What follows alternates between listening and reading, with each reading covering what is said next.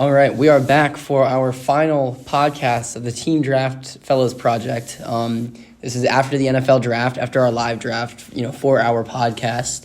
And this is an episode is just going to be, a shorter one, just about wrapping up our project, how we did in the draft, how our mock draft looked, and kind of the project as a whole. How do we feel about, this year-long process? How do we feel about how it went? Kind of on top of what JP said there, we're just really happy with our live draft. We thought it was an awesome experience. It was a lot of talking. The voices got a little shaky at the end of it, but thank you so much to anyone who tuned in. We had a lot of viewers throughout the night. I believe we had 12 viewers during the Ravens pick, which was pretty meaningful. It meant a lot. It was really nice to see.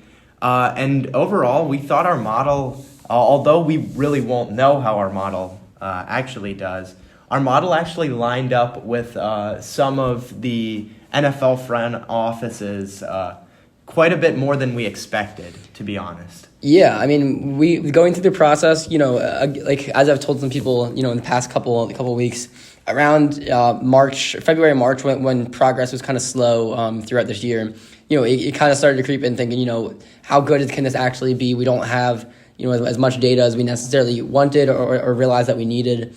But then when we went through the modeling process, we were kind of anticipatory. It went pretty well. We got some pretty meaningful modeling done. And we were really excited about that. But we were kind of, we were worried, we didn't know that much about all these players, so we didn't know actually, how accurate it could possibly be. We were looking at a lot of mock drafts to see, do we think our stuff lines up with what people are saying? And here and there, we had some surprising picks. Obviously Derek Stingley falling all the way to 28th or 27th, and of course he went third overall. But we ended up having some really surprising picks that weren't really expected by nearly anybody, or very few people. And that actually went really well and lined up with a lot of what NFL front offices liked. So that was something we're really proud of. I mean, we can just hop into, kind of a review of what happened. So started with Trayvon Walker, number 1. We kind of expected that. Obviously, we had him at 8 because we just didn't like him as much. But Trayvon Walker went 1. Aiden Hutchinson went 2. We talked a lot about Aiden Hutchinson, but we think obviously that was a really good pick for the Lions. Sauce Gardner being the second cornerback off the board instead of the first, that is something that we didn't we could have predicted potentially, but we didn't model. But again, that was a really good pick for the Jets. We also just beyond the first round, we didn't really get into the second round with our model, but the positions like running back and tight end outside of the first round, who we just didn't have any first round grades on guys because we didn't figure any running backs or tight ends would go in the first round. But based upon our modeling, we did have Breece Hall as the first running back off the board, and he was the first off the board. We also had Trey McBride as the first tight end off the board out of Colorado State. He was also the first tight end off the board. That was cool to see. And then we had a lot of, I think our biggest highlight of round 2 was seeing Tyquan Thornton go in the middle of round 2 because he was projected third or fourth round, and we had him all the way up in late first round. And he was picked at 50, which was pretty cool to see. Yeah, we kind of, over this process, we kind of turned into Tyquan Thornton fanboys.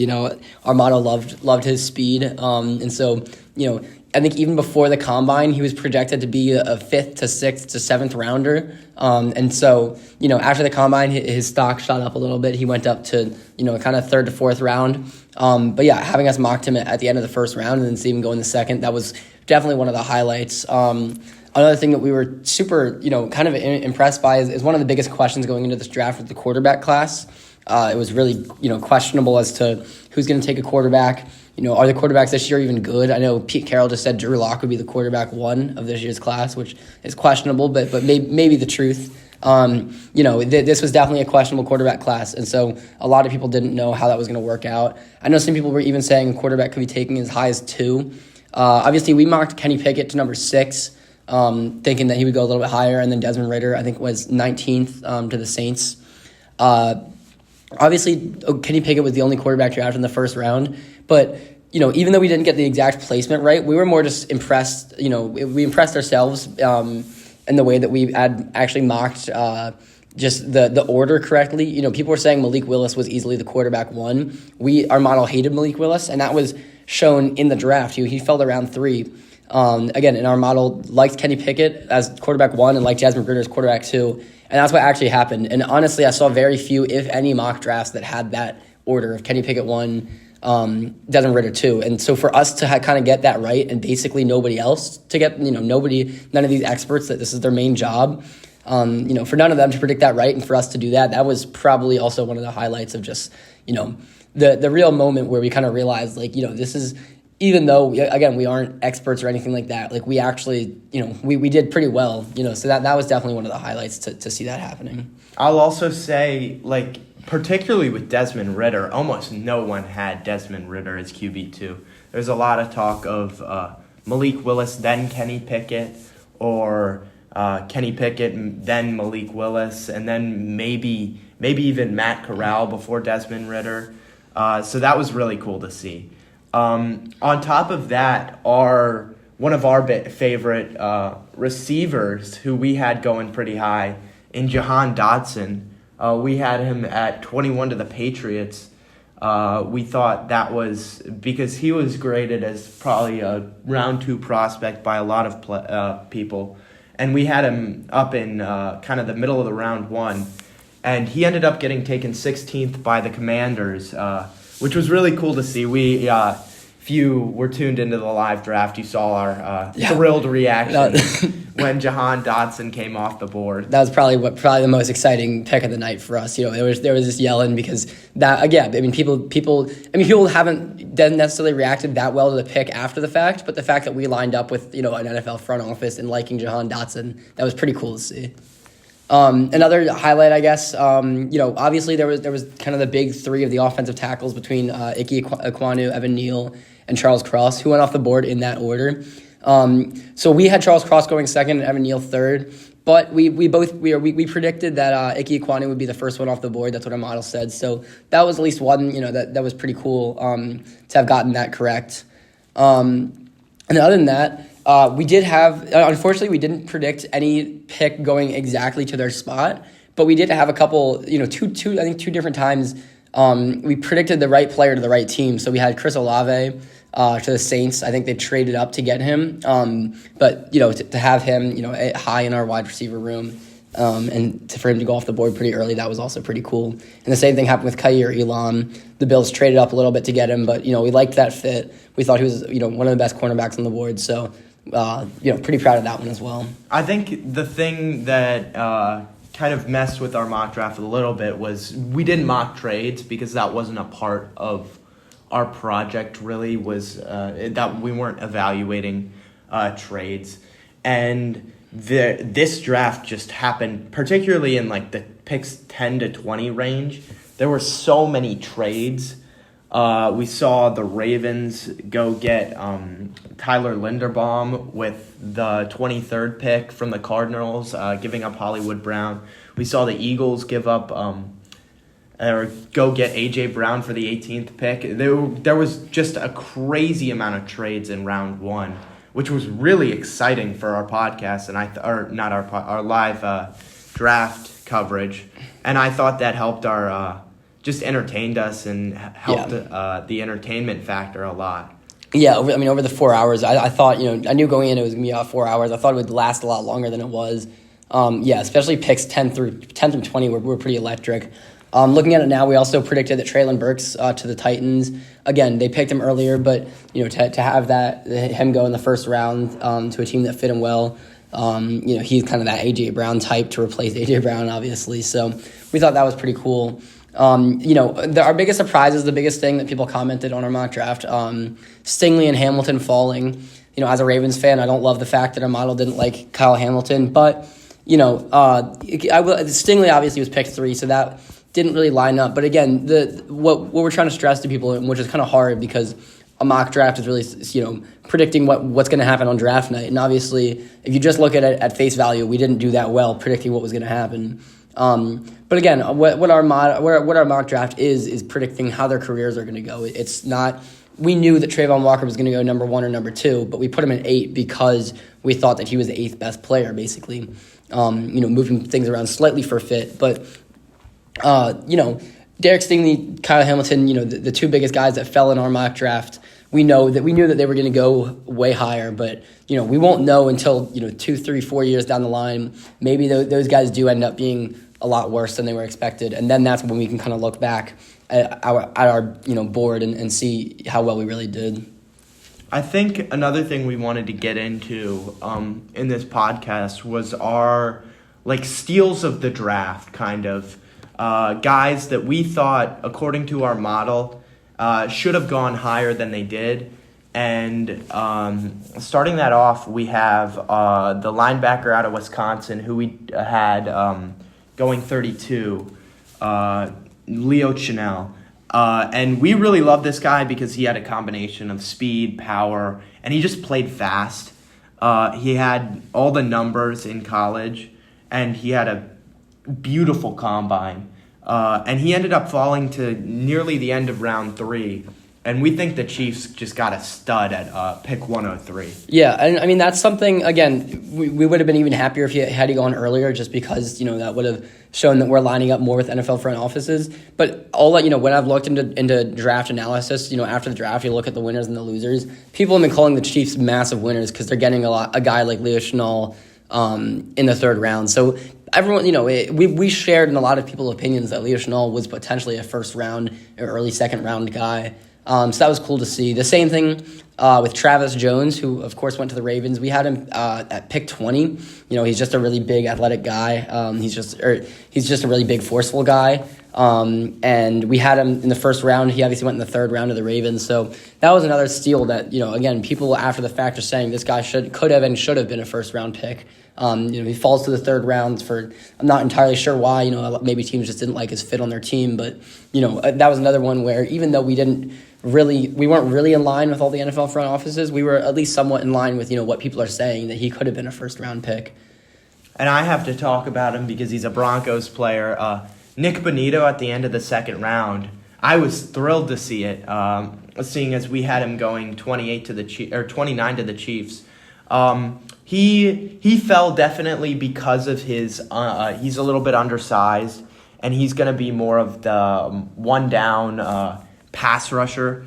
Hopefully he can get a little bigger and be able to be on the field for a few more downs. But I'm really excited to see him, and I think he could be a very impactful player for the Broncos in the next few years, coming off the edge and wreaking havoc. Yeah, I mean, a couple more players, people question Arnold Ebiketie at pick 12. He went early in the 2nd round, so not too far off. We were very high on him. But again, he's a guy that he has a lot of tools, almost like a Odafe Owe for last year. He's really athletic. He's got a lot of tools. So we actually think that he's going to be someone that, you may look on and say maybe he should have gone top 15, top 16. So that's a pick that, hopefully we're going to look back again in a couple years and see that we actually did, better than we even think we did now. That would be pretty cool. And we had a couple more, but we're trying to keep this podcast short, so we won't get fully into that. But overall, we just thought it was a great experience. We had a lot of fun with it. And moving on, the other part of this podcast that we wanted to talk about was just wrapping up our project and really getting into what we learned over our process and how much we truly enjoyed our process. Yeah, I mean, we started again in kind of last April, May, not understanding what we wanted to do, but not really knowing exactly what it would entail. We thought it would be probably a little bit less data collection and a little bit more of the actual modeling. We learned a lot about how those two go hand in hand.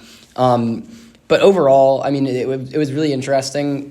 Again, we started this project with the idea that we wanted to learn more about statistics within football, and how decisions like this are made and how modeling is done. And of course, we always had the focus that it wasn't just a football project; it was really a stats project. It was really learning more about how you use things like linear modeling, linear regressions. And I would say that's probably been the thing that stood out to me the most, is that it really feels like I walk out of this, having such a greater understanding for what it means to model something. We learned a couple, here and there in staff classes and things like that about what modeling looks like, but really on a much larger scale, whenever I hear anything about any type of model, I kind of know what that means now, for it not just to be, plugging numbers into a random program. It takes a lot more work than that. I'd say, along with JP, our modeling skills, our skills with the Stata program just skyrocketed. Seeing as we really had no experience beforehand, and over these past 9 or pretty much 12 months, we've really been able to hone in, and by no means are we experts, but we're able to do pretty complex modeling on Stata, thanks to our help from Dr. Groves, which has been awesome. And then our skills with Excel have really improved. We've been able to just learn how to use equations in Excel a lot easier, and it's just made things a lot quicker. I know when we started, we were trying to add across, and we didn't really know what we were doing fully with Excel. We knew some basic equations, but nothing too complicated. And now I feel confident in my abilities with Excel, very well versed, and feel like I could easily do this. For example, if we were to given another shot at this project, I would say it would take us half the time. Yeah.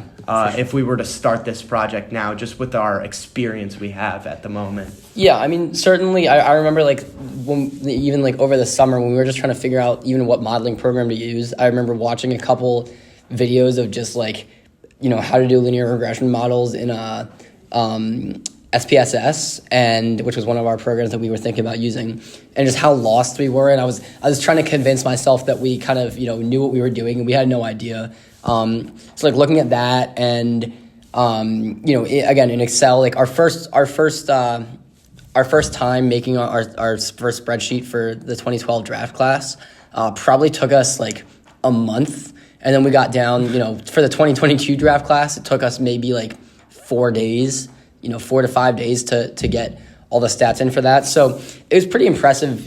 I agree that had we done this again, and especially, if now that a lot of the times what would happen is when we didn't really know what to do, it kind of put a halt to things, because it's hard to start and get excited about something when you're kind of lost. So that's where definitely our mentors and our deadlines kind of came in handy, because they got us working again. But now that we know what to do, and now that we can really get excited about it, I do think, this is not a project. Obviously, we're not going to come back and do the exact same thing, but it's the kind of thing where we both love to build on this in the future and take these experiences and use them in any way to help us in the future, whether it's through NFL statistics or just any type of statistics. It's kind of something that I'm really glad we can take into the future. Having gone through a full process of kind of self-discovery on how to do these things. It wasn't a class that we took. It was kind of using our own resources and mentors to figure out how to do these things. That's kind of pretty invaluable, anytime you're going to be using this type of data analysis in the future. Another thing that we had talked about when talking about the skills we picked up with this project was just marketing a little bit, because leading up to our final live draft episode, we spent a lot of time campaigning, just going around talking to people, telling them about our project and what we wanted to happen, and telling them to tune in to the live stream. We created an Instagram account, tried to get some following on there. We had created a YouTube page where we have our podcasts, and we just tried to market as well as we could to get that involvement for that, particularly for that live draft coverage, because that was the culmination of our project. And it was really cool to see just how the Severn community kind of rallied around, and just hearing from various people about our live draft and getting compliments after the draft. It was really meaningful to hear that, and really made our days. Yeah, that was probably the most rewarding part is people, being excited about what we've done. I think a lot of the times, the especially with big projects like this, the people that are doing them are really interested, and a lot of people are kind of just like, okay, that's pretty cool. But it seemed like people were really intrigued and really wanted to know, what we were doing and how it was working, and just kind of tune into, what we've been making over the past year. So yeah, those are, that's probably was the most rewarding thing. I'll also say just some of the, my favorite parts were just, during the draft when guys like Jahan Dotson or when Desmond Ritter went off the board, and Campbell and I just, looked at each other and just got so excited because, seeing all of that work come to fruition and to be like really pretty accurate about a couple things, was pretty exciting, especially, through the quote highs and lows of this project. There were times again where you thought that maybe it wasn't going to turn out exactly as we wanted. And so, definitely having that was such a rewarding feeling. And just for people to have been excited about, us talking about football, that's, kind of everybody's dream. If you're not going to be an athlete, to kind of be able to just talk about sports all day, and really be like invested in and have an intelligent view on the game. So for people to be interested in us talking about that was definitely really exciting. I will say you saw our reactions to Kenny Pickett and Jahan Dotson on day one in the live draft. But we also spent day two together. We watched a little bit of the draft in and out.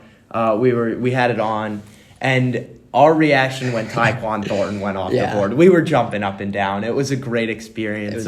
It was really exciting for us, and definitely a lot of joy around our model was found during the first couple rounds of the draft. Yeah, that was definitely just really cool. So, I mean, overall, we'll wrap it up here, but overall, it was just such an enjoyable process. We learned so much about modeling and statistics and math.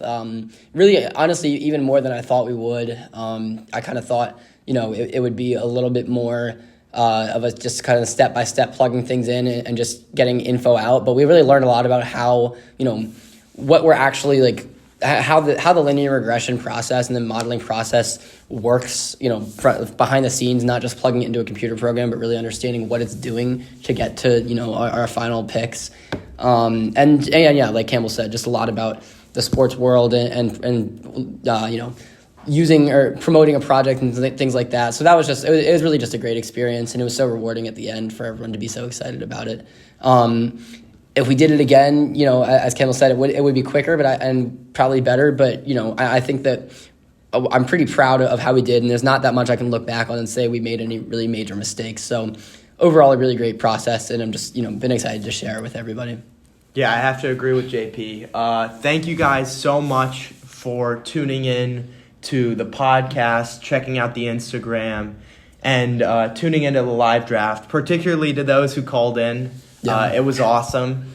Thank you guys so much. We had an awesome time with this project, and we can't wait to see you at our Fellows final presentation on May 31st at Severn at 7 p.m. Yep. All right. Thank you guys so much.